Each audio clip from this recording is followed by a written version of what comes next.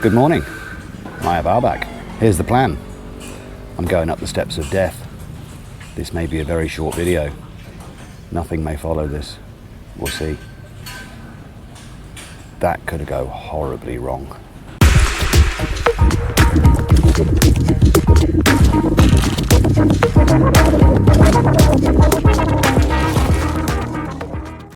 Well, I got up. Question will be in a few minutes, can I get down again?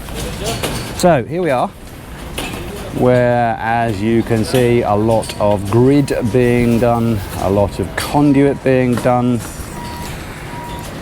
Graham mentioned in yesterday's video that the rebar grid should be hooked into the tie beams, not just to the closest rebar in those beams. So if I turn around without falling over, so just here, if you can make it out, sorry, I'm very unsteady up here, you can see that the grid beams that come across from here to here are connected across the tie beam. I'm just looking to see if they are all the same. Some of them are connected into the middle of those three rebar. Some are connected right the way across. So Graham, hope that answers your question. What else can we look at here? Well, apart from a bit cloudy, our view of the Mount Arayat, hopefully slightly more shaded view now. Let's turn around and see what's on the other side. So right now we have 7 guys up here, which does include Chief Electrician William in the white, and 4 of his guys. I'm not sure if all 4 are up here right now, but I think at least 3 are. And over here, we've got the rebar grid being tied in with the steel wire. The plumber is not here today. One of the things that we have requested, and I need your help with this, is to put in wiring to allow us to have sound, in-ceiling sound speakers in quite a number of the rooms downstairs.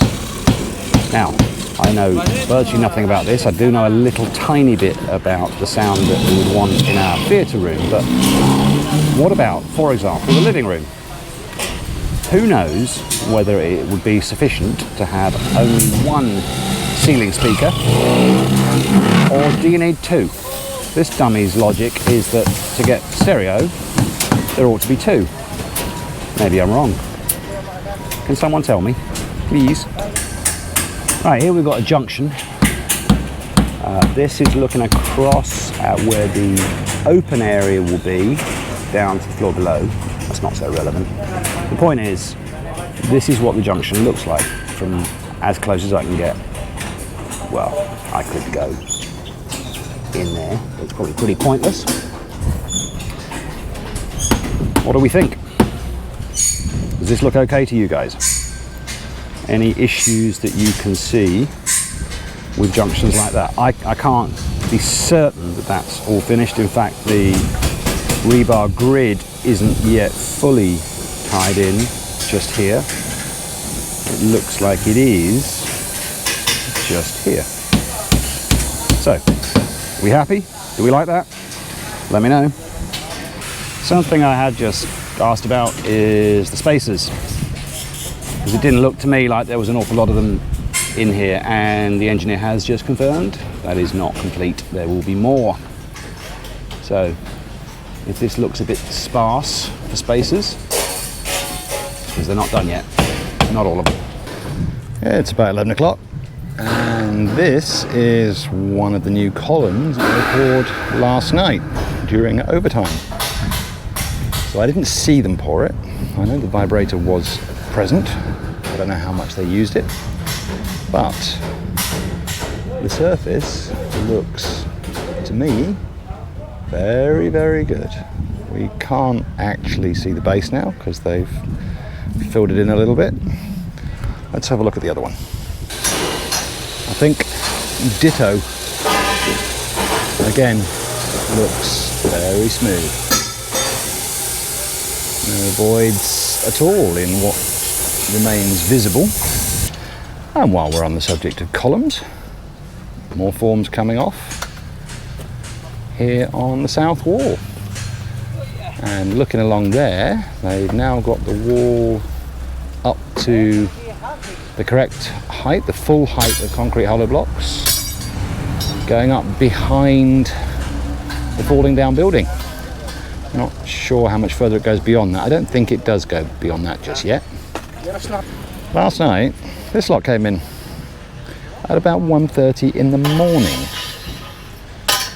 My word, I don't know where it came from. I'm guessing maybe Manila and they got held up in traffic, but woke up the crew that were on site and Miyazawa. But anyway, more scaffolding material. So back on the south wall. They are going higher, they're getting columns done as they go. So we have come out the other side of this broken down old building. And got the increased height up to here. And then they'll continue. Just 4 guys again working on this area. Inside here, I think it's the guys who very sensibly have decided they're going to work in the shade. The only area on the build where you can work in the shade at the moment. So there is a load more scaffolding has gone in place and is continuing to go in place. We've got Oliver here on the right, and Manny, the lead foreman, and Erwin just behind him, and 1 or 2 more dotted around inside, downstairs. Upstairs, I'll send the drone up. Once a day is quite enough for me. In fact, it's once a day too many.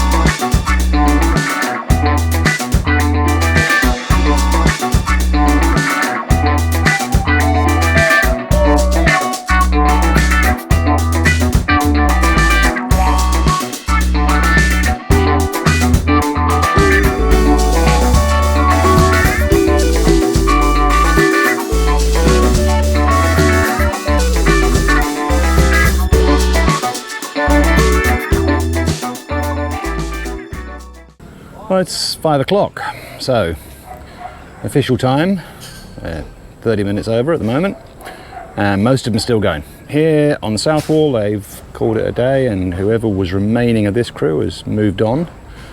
So this was where we got to before. They didn't get any further. It looks like they did pour this column. In fact, when we were filming before, I think they were just filming that column. So they did do a little bit more, but all moved on now. Scaffolding, scaffolding, and more scaffolding. Still going in. So we're going to call it a day here. The day in which this fearless hero ascended the steps of death. Or more like this chicken tentatively crawled up onto the top. And I was reminded of why I didn't like doing it last time. But anyway, just for you, I took those steps of death and I conquered them. Oh my God, what a load of guff. Anyway, day is done, day 62.